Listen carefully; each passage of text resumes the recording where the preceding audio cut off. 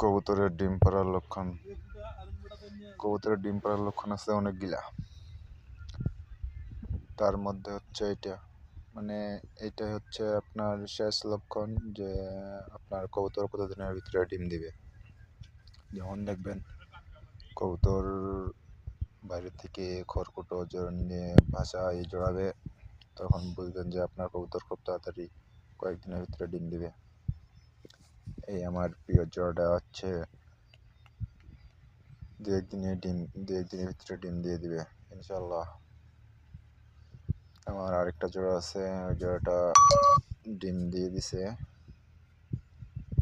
এটার ভিডিও করতে পারি নাই, এই ভিডিওটা করলাম।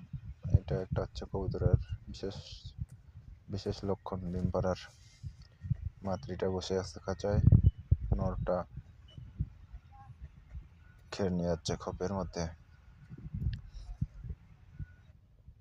কবুতরের আরো লক্ষণ আছে, দেখবেন যখন কবুতরের ডিম পাড়ার একদিন থাকবে, একদিন একটা ডিম পারবে, তখন দেখবেন যে কবুতরের লেজটা নোয়ানো থাকবে সব সময়।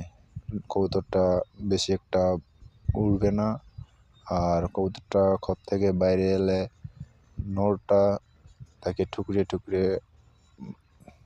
খোপের ভিতরে নিয়ে যাবে।